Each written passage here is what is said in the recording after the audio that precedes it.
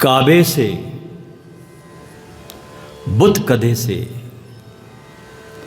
कभी बज में जाम से, आवाज दे रहा हूं तुम्हें हर मुकाम से।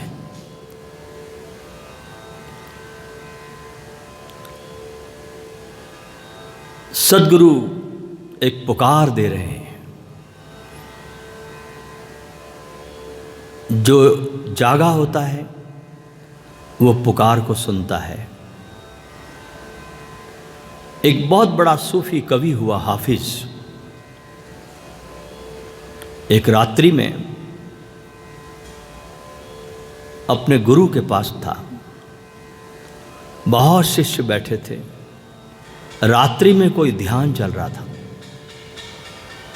गुरु बैठे थे, साथ में पूरे शिष्यों की सभा भी थी। आधी रात के वक्त सद्गुरु ने पुकारा बहुत धीमे स्वर में, हाफिज। और हाफिज चलता हुआ गुरु के पास आया। गुरु ने उसके कानों में कुछ शब्द कहे। बहुत देर बीती। फिर उन्होंने किसी दूसरे शिष्य को बुलाया, लेकिन इस बार भी हाफिज ही आया। तीसरी बार फिर उन्होंने किसी तीसरे शिष्य का नाम लेकर पुकारा, लेकिन अब की बार भी हाफिज ही आया।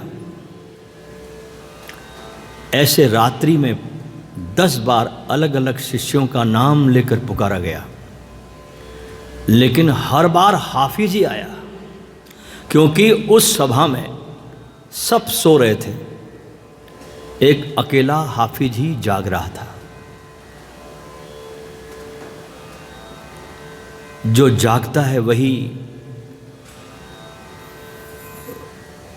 गुरु को आत्मसात कर सकता है। गुरु में श्रद्धा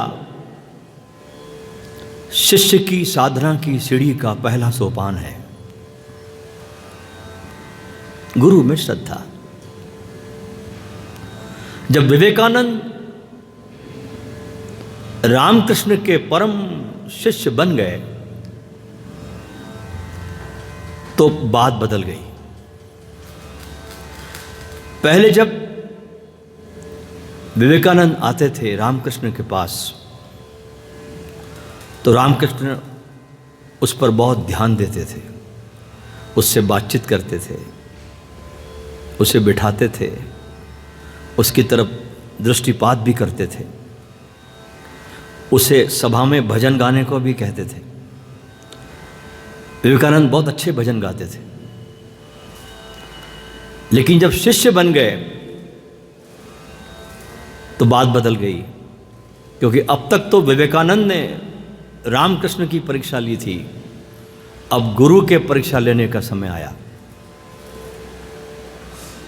अब विवेकानंद आते, रामकृष्ण उसकी तरफ देखते भी नहीं, और सब शिष्यों से बात करते, उनको पास बिठाते। लेकिन विवेकानंद की ऐसी उपेक्षा करनी शुरू की कि जैसे विवेकानंद वहां है ही नहीं। न कोई भजन गाने को कहते, न उसकी तरफ देखते, न उससे बातचीत करते। लेकिन विवेकानंद रोज गुरु के पास आते थे। 1 महीना 2 महीने बीते। जब देखा रामकृष्ण ने कि इसे कोई अंतर नहीं आया, तो पूछने लगे, मैं तो तुमसे आजकल बात भी नहीं करता, तुम्हारी तरफ देखता भी नहीं, फिर तुम यहां पर क्यों आते हो? विवेकानंद ने जो जवाब दिया वो हृदय में उतार लेने जैसा है। उन्होंने कहा, ठाकुर, मैं कोई आपको सुनने को थोड़ी आता हूं, मैं तो आपके दर्शन को आता हूं, आपको देखने को आता हूं। क्योंकि सुन सुनकर क्या होगा? आपके दर्शन में, आपके होने में जो इशारा है मैं तो ठाकुर उसको पकड़ता हूं, उसको सुनता हूं, उसको आत्मसात करता हूं। रामकृष्ण ये जवाब सुनकर बहुत खुश हुए और उन्होंने देखा कि अब ये शिष्य से भक्त की तरफ जा रहा है। अब ये भक्त होने की दिशा में चल पड़ा, क्योंकि शिष्य बनना पहला चरण है और शिष्य के बाद दूसरा चरण शुरू होता है भक्त होने का। जब देखा रामकृष्ण ने कि ये भक्त की तरफ जा रहा है, ये भक्त हो रहा है, तो एक दिन उन्होंने विवेकानंद को बुलाया और कहा कि मुझे परमात्मा की कृपा से कुछ सिद्धियां मिली है और वो सिद्धियां मैं तुमको दे देना चाहता हूं। विवेकानंद ने कहा, ठाकुर ये सिद्धियां मेरे जीवन में किस काम आएगी? तो रामकृष्ण ने कहा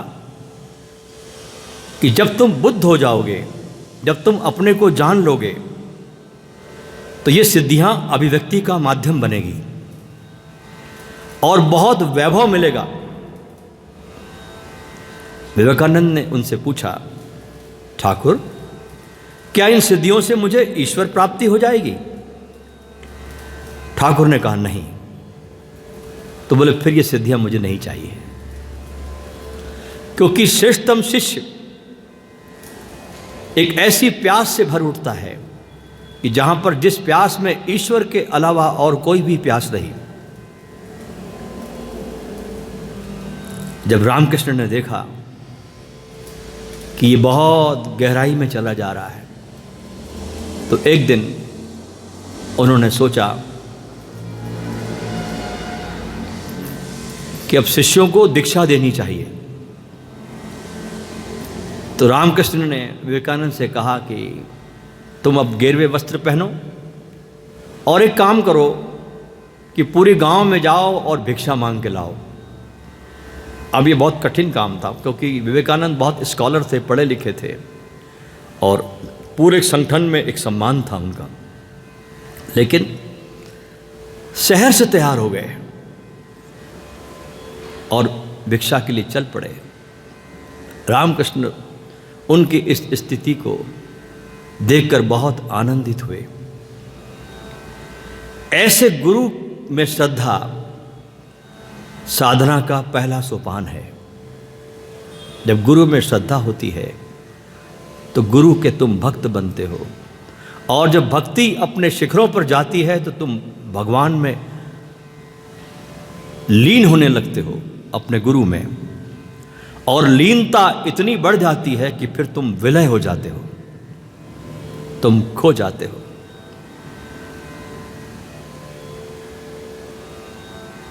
सारे धर्मों का जो सार सूत्र है वो है समर्पण।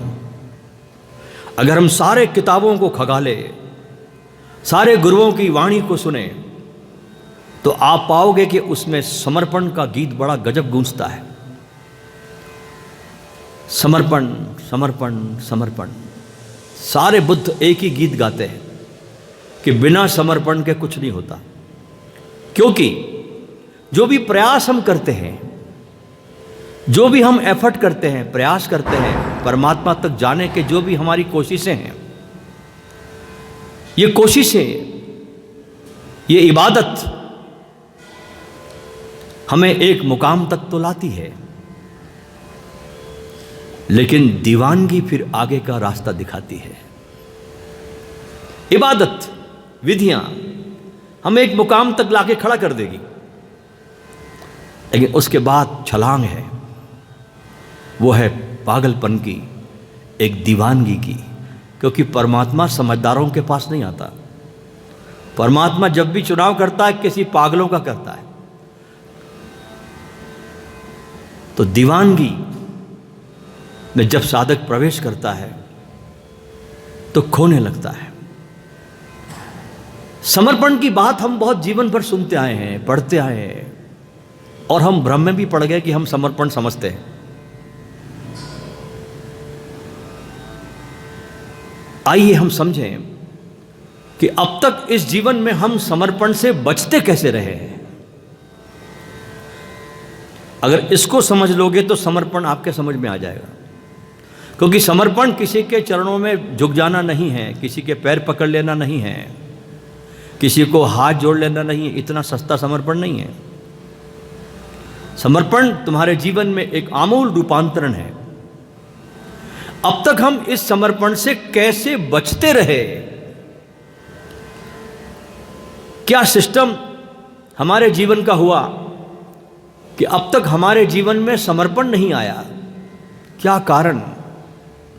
एक ही कारण है, और वो कारण ये है कि अपने को जाने बिना मैं हर पल घोषणा किए जाता हूं कि मैं हूं।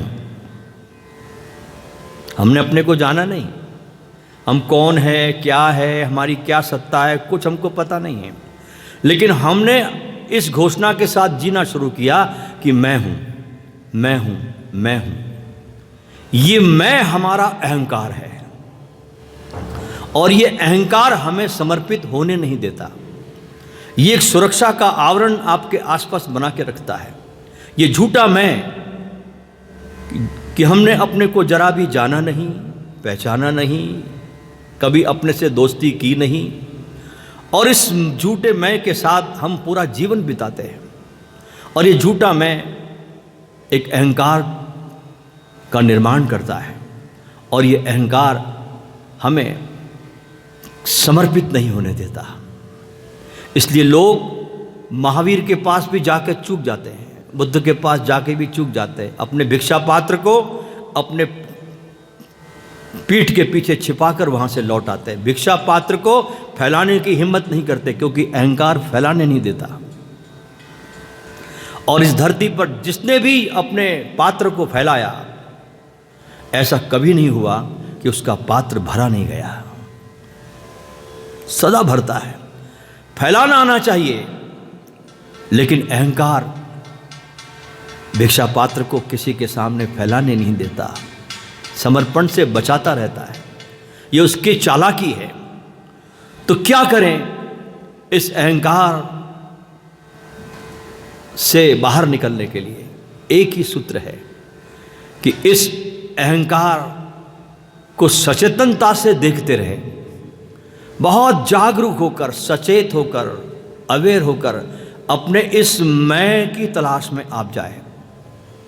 इस मैं जिसको आप समझ रहे कि मैं हूं, जो आपने निर्माण किया है झूठा, इसको देखें आप। इसके बहुत गहराई में जाए, और गहराई में जाए कि कौन हूं मैं, ये क्या हूं मैं।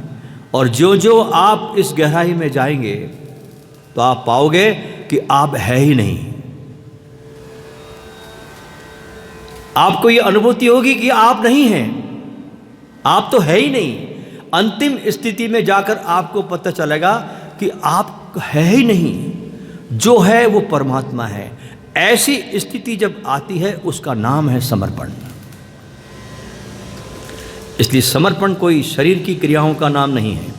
समर्पण एक आत्मिक अनुभव की स्थिति है कि जब तुमको अपने होने का भान नहीं रहता, कि आप है ही नहीं, आप मिट गए, आप वाष्पीभूत हो गए, नेस्तनाबूत हो गए, अब आप नहीं हैं। जैसे कोई बूंद आपकी सागर में गिर गई, ऐसे जब आप अपने को खो देते हैं, अपने को मिटा देते हैं, अपनी तलाश में गया हुआ इंसान कभी भी अपने को नहीं पाता। ये ध्यान रखना।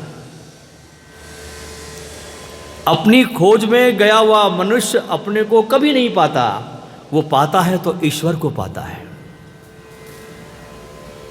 अपने को खो देता है। और जैसे ही कोई अपने को खो देता है तो ईश्वर को पा लेता है। तो खोना है पाने की शर्त। और समर्पण बनता है मार्ग। जैसे ही हम समर्पित होते हैं, वैसे ही हमारे जीवन के सब द्वार खुल जाते हैं। समर्पण इस दुनिया में सबसे बड़ी कला है, और यही कला एक जीवित सद्गुरु आपको सिखाता है कि कैसे आप समर्पित हो, कैसे आप समर्पित हो। और ये समर्पण किसी किताबों से नहीं आता। आप अगर ओशो की 650 पुस्तकें भी पढ़ लें, लेकिन वे पुस्तकें आपको समर्पण तक नहीं पहुंचा सकती। जैसे अगर आपने कोई एक गाय के बारे में कोई किताब पढ़ ली जिसमें सब लिखा है कि गाय के 2 सींग है, उसकी एक पूंछ है, 4 पैर है, गाय ऐसी है वैसी, सब उसमें वर्णन आपने पढ़ लिया, लेकिन वो किताब की गाय आपको दूध नहीं दे सकती। कि दे सकती? आपने पढ़ ली किताब कि गाय ऐसी होती है वैसी होती है, लेकिन वो किताबों की गाय आपको दूध नहीं दे सकती। आपको दूध लेना हो तो आपको गाय के पास जाना होगा, तब दूध मिलता है, तब आप गाय को देख पाते हैं। ऐसे ही जैसे मान लो हम कोई जलता हुआ दिया, उसका एक चित्र अपने घर में लगा ले, कोई फोटो उसका जलते हुए दीपक का, लेकिन वो जलता हुए दीपक का फोटो आपके घर में कोई रोशनी नहीं देगा, रोशनी नहीं देता। ऐसे लोगों ने अपने अपने घरों में उस जलते हुए दियों के चित्र लगा लिए हैं, और उन चित्रों के सामने लोग प्रार्थना कर रहे हैं कि हमें भी रोशन करो। एक निर्जीव चीज एक सजीव चेतना को कैसे रोशन कर सकती है? आपको अगर सजीव होना है तो सजीवता के पास जाना होगा, और ध्यान है पूरी तरह से अपने भीतर संयुक्त हो जाना, कनेक्ट हो जाना। कभी आपने ख्याल किया कि आप जब भी किसी पहाड़ के पास जाते हैं आपको अच्छा लगता है? कारण कभी देखा क्या कारण है कि मैं किसी पर्वतों के पास जाता हूं तो मुझे बहुत अच्छा लगता है, किसी नदी के पास जाता हूं तो मुझे बहुत अच्छा लगता है, किसी सागर के पास जाता हूं तो मुझे बहुत अच्छा लगता है? उसके पीछे एक ही कारण है, और कारण यह है कि पहाड़ों का, पत्थरों का एक एक कण आपस में कनेक्टेड है, जुड़ा हुआ है, कहीं भी विभक्त नहीं है। नदिया का एक एक जल का स्रोत, एक एक बूंद का पानी कहीं टूटा नहीं है, जुड़ा है। समुद्र का एक एक बूंद आपस में संयुक्त है, कनेक्ट है, सामूहिक है। ये सब चीजें समूह में जुड़ी हुई है। पत्थरों का सारा समूह है, कहीं से भी टूटा नहीं है पत्थर भीतर से। तो जहां जहां सामूहिक ऊर्जा है वहां वहां जाकर हम आनंदित होते हैं। हमारे भीतर सब कुछ टूटा हुआ है, सारी ऊर्जा बिखरी है, टूटी हुई है। तो इस ऊर्जा को जोड़ने का नाम है ध्यान। आपके भीतर जो बिखराव है, जो बिखर गए हैं आप, उसको कैसे उस सारी ऊर्जा को आप संयुक्त करें, कनेक्ट करें, अपनी सारी ऊर्जा को अपने सारे सामूहिक रूप से उसे ले जाए, तब जीवन में एक विस्फोट होता है।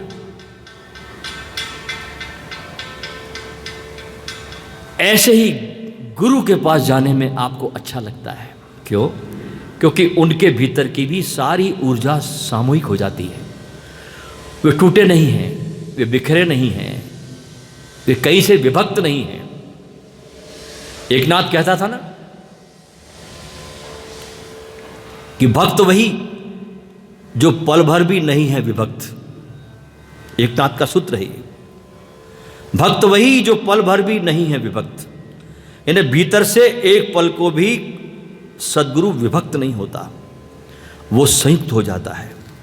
इसलिए ऐसे गुरु के पास जाने से भी, जैसे पर्वतों के पास अच्छा लगता है, नदियों के पास अच्छा लगता है, सागरों के पास अच्छा लगता है, ऐसे हमें सद्गुरु के पास जाने में भी अच्छा लगता है, क्योंकि सद्गुरु भी सामूहिक ऊर्जा से जुड़ गया है। और जब हम ध्यान करते हैं तो आपके ध्यान करने के कारण आपके शरीर के पास में 25 फुट तक आपका आभा मंडल बन जाता है। ध्यान रखना, 25 फीट तक आपका आभा मंडल काम करता, आपके शरीर के आसपास आपका आभा मंडल रहता है। हमने जो पुराने चित्रों में महापुरुषों के पीछे जो आभा मंडल रखा है वो अकारण नहीं था, और अब तो विज्ञान ने भी इस आभा मंडल को बहुत सुंदरतम संवेदनशील कैमरों से पकड़ना शुरू किया है। रूस में एक बहुत प्रसिद्ध फोटोग्राफर हुआ है जिसका नाम था किरलियन। उसने ऐसे कैमरे विकसित किए कि जिससे आपका आभा मंडल पकड़ में आता है। आपकी बीमारी के आपके शरीर में प्रवेश के पहले 6 महीने पहले वो बीमारी आपके आभा मंडल में आ जाती है। शरीर में तो बाद में आती है, पहले आपके आभा मंडल में प्रवेश करती है। ऐसे ही आपकी मृत्यु भी आपके शरीर में प्रवेश करने के पहले उस आभा मंडल में आपकी मृत्यु आती है। इसी आभा मंडल में मृत्यु को देखने के बाद बुद्ध ने घोषणा की थी कि भिक्षुओं 3 महीने के बाद मैं चला जाऊंगा। क्योंकि जब कोई व्यक्ति बहुत संवेदनशील होता है, जागा हुआ होता है, भीतर से सामूहिक संयुक्त होता है, तब उसे चीज़ों का भान होना शुरू हो जाता है, उसे दिखाई पड़ना शुरू होता है, उसे अनुभव में आना शुरू होता है। तो आपका आभा मंडल भी बदलता है। ध्यान करने से, ऊर्जा की तरंगों से आपके आसपास का आभा मंडल बदलता है। और ये जितने ज़्यादा लोगों का आभा मंडल बदला जा सके इस धरती पर, उतनी ही जगत में शांति आएगी। जितना ज़्यादा इस धरती का आभा मंडल हम बदल सके, क्योंकि एक एक आदमी 25-25, 30-30 फुट अपना आभा मंडल लेके चल रहा है, तो आपके बदलने के साथ साथ इस धरती पर भी बहुत से परिणाम आने शुरू हो जाते हैं। जैसे बहुत पहले लॉस एंजलिस में महर्षि महेश योगी ने एक बहुत बड़ा प्रयोग किया था। वे ध्यान करवाते थे, ट्रांसेंडेंटल मेडिटेशन। तो एक बार एक प्रयोग हुआ लॉस एंजलिस में कि उन्होंने लॉस एंजलिस के जितने भी कॉलेज में पढ़ाने वाले प्रोफेसर्स थे, उनकी एक मीटिंग ली और वहां पर अपना एक ध्यान करवाया। दूसरे दिन एक बहुत चमत्कारिक सूचना सारे अखबारों में आई कि कल से आज तक अमेरिका में अपराध का जो दर है, उसका रेशो है, वो 50% कम हो गया। यानी एक ध्यान करने से अपराध में 50% कमी हुई, क्योंकि इतने सारे हजारों प्रोफेसरों ने जब उस ध्यान को किया तो उनका आभामंडल बदला। आभामंडल बदला तो वो किरणें सारे शहर में गई, क्योंकि यहाँ पर हम जरा भी किसी से भी अलग नहीं हैं। मैं आपसे उतना ही जुड़ा हूँ जितना आप मुझसे जुड़े हैं, कहीं अलगाव नहीं है। अलगाव है तो बस अहंकार का अलगाव और कुछ भी नहीं है। अहंकार के कारण हम अलग अलग दिखाई पड़ते हैं, अलग अलग अपने को समझते हैं। जैसे ही अहंकार गिरता है आप देखोगे कि मैं तो सबसे जुड़ा हूँ, सब में मैं ही हूँ। अपने को देखना ध्यान है, दूसरे में अपने को देखना प्रेम है, और सारे जगत में अपने को देखना ज्ञान है। जब आप अपने भीतर जाते हैं और मिट जाते हैं तो आपको अनुभव होता है कि सब में मैं ही समाया हूँ। तो ध्यान एक बहुत बड़ी क्रांति है दोस्तों। अगर आप ध्यान में डूब जाते हैं तो आपके जीवन में ऐसे अजस्र आनंद की धारा बहती है, ऐसी सजगता की, कि पहली बार आप जीवित होते हैं। उसके पहले तो बस एक मृत्यु की लंबी प्रतीक्षा है। हर आदमी बस मृत्यु की प्रतीक्षा करता है। कहा जाता है ना कि आदमी बहुत पहले मर जाता है, दफनाया बहुत बाद में जाता है। मर तो बहुत पहले जाता है, दफनाने की क्रिया 50-60 साल के बाद होती है। सिर्फ ध्यानी व्यक्ति ही जीवित रह सकता है, सिर्फ ध्यानी व्यक्ति। जिसको ध्यान है, जो ध्यान में जाता है, उसे ही इस जीवन का पता चलता है, अपना भी पता चलता है, अपने होने का पता भी चलता है, इस सारे अस्तित्व का पता भी चलता है, और वो खोता जाता है।